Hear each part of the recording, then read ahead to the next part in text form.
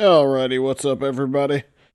So, Code Vein 2 came out not too long ago, and so yeah, I got it. I was kind of excited because I played the first game way back in 2019, and I thought, okay, well, that game was a good enough Souls-like. Surely they've learned their lesson, and they've brought everything they learned from making the first game, and this is going to be like the quintessential version of that game, and essentially that is nowhere near what happened. This game is lackluster, to put it mildly. It it's okay, and the exploration parts of the game are genuinely decent, but I feel like the main core things are just bad. Like the combat is very slow and clunky, but the enemies are super fast. They're faster than they've ever been, and you feel so slow and chunky, even with the fastest roll animation and using the lightest, fastest weapons. I still feel like the enemies are just so much faster than you, and they literally never stop attacking, like ever. They do not quit. So you do not have any opportunities to actually fight back. You just have to basically backstab farm everything or shoot it at a distance with magic because you just don't get very many opportunities in melee combat to fight back. And since the enemies have like seemingly infinite poise, you can't stagger them with like big, like ultra great swords and hammers.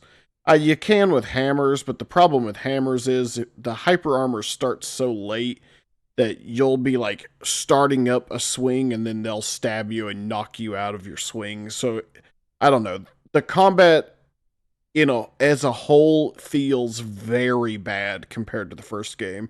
The first game definitely didn't have like as precise combat. Like I do feel like this game's combat, like if you go for a backstab, you're gonna get the backstab. You don't have to like worry about lining it up frame perfectly like you did in the first game.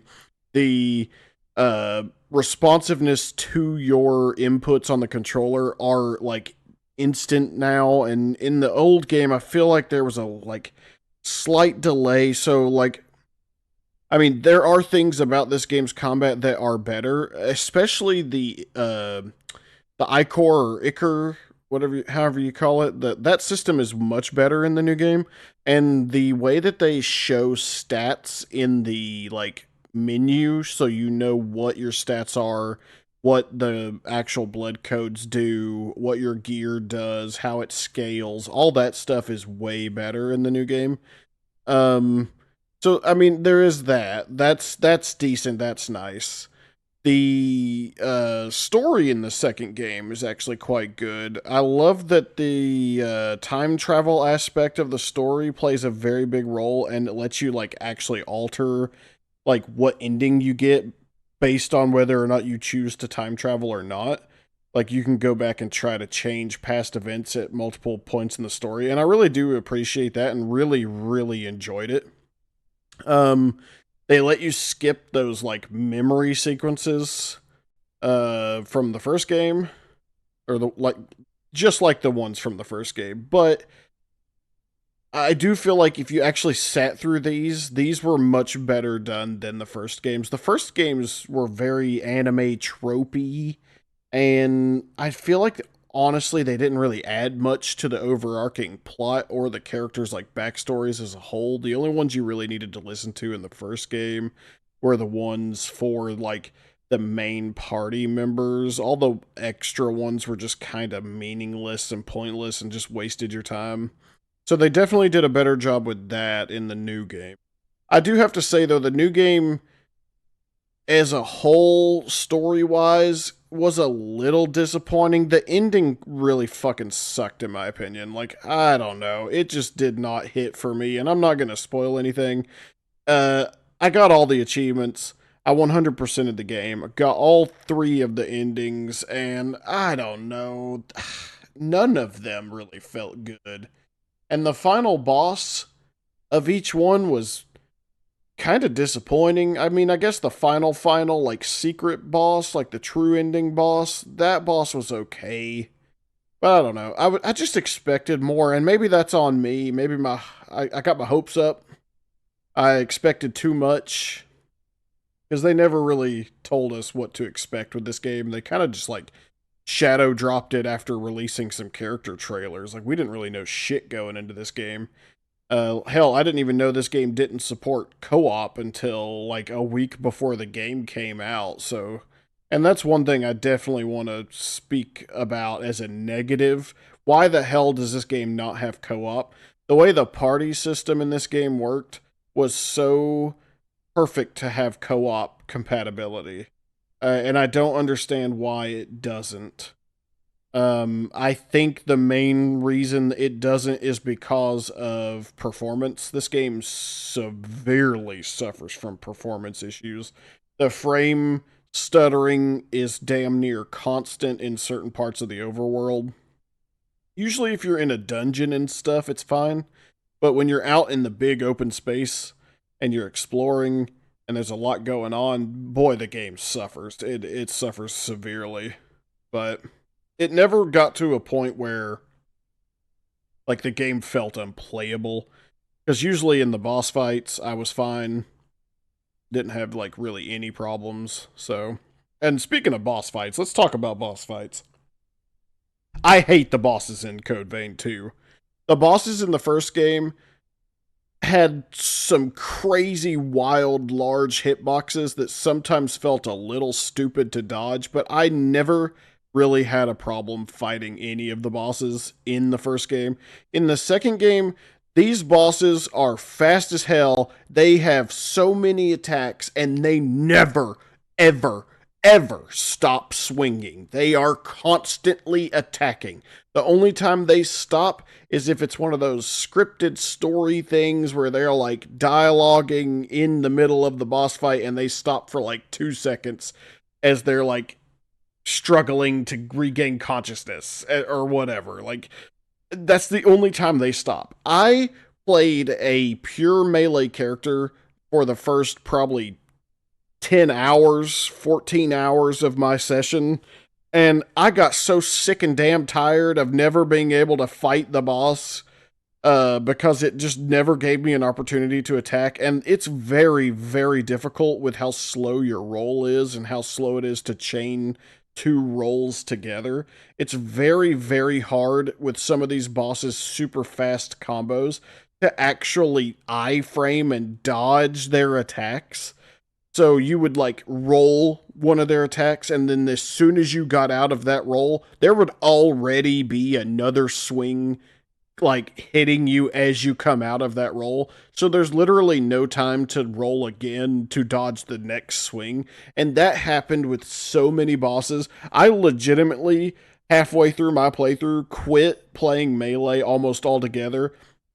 I switched to a bayonet and started just being a pure ranged caster with the light roll, the quick roll. Because if you don't have quick roll, you are shooting yourself in the foot in this game. And in the first game, quick roll was really nice and it was super convenient.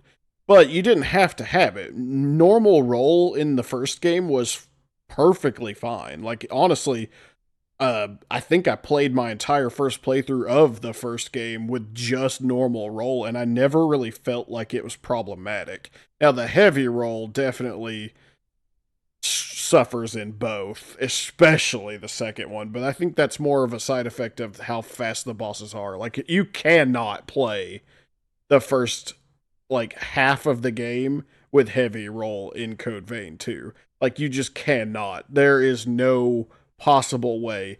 You don't have enough health to survive face tanking most of the bosses, and you're not going to be able to roll through 90% of the attacks. Like, it's really bad. I feel like if they just slowed some of the animations down just a little bit and then gave your roll a slight, and I mean just slight, ability to roll quicker after you've completed a roll, then the combat would feel 1,000 times better. And I wish it did feel better because they added new weapons. There are new like floating swords for the magic users. Like you have these swords that just float around and you kind of like use them telepathically. That's really cool. And then they added like the dual swords. So you had like two curved swords basically, like you're dual wielding uh katanas or like scimitars or something. Those weapons are really, really cool. And the move sets are just really fun. They've also added these like I can't remember what they're actually called, but they're basically like ultimate weapons. They do a ton of damage or give you access to like a ranged option, and there's just a ton of them.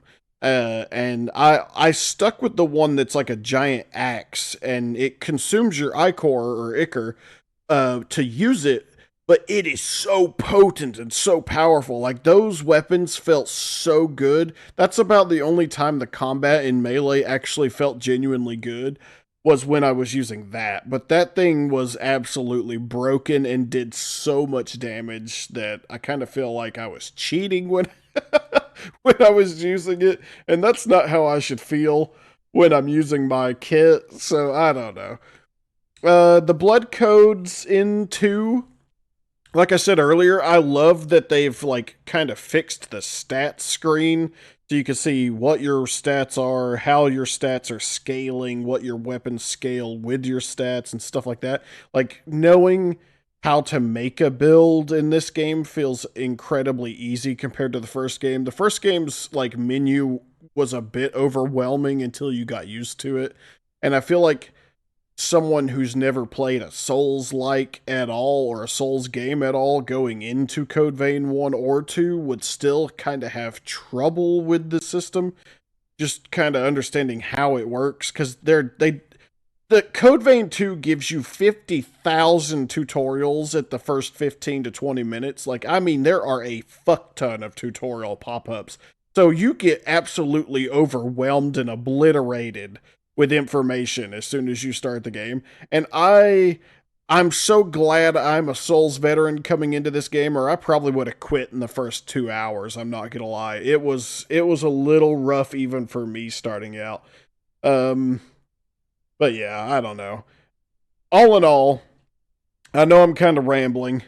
All in all, I think Code Vein 2 is an alright game. I would not buy this for $60. Hell, I probably wouldn't even buy it for $40 if I were you. I would wait until this goes on a very, very big sale or it gets put on like Game Pass or something. Do not buy this game. If you've never played Code Vein or Code Vein 2 and you're like you look at it and you're interested, I highly recommend you go and just buy Code Vein 1.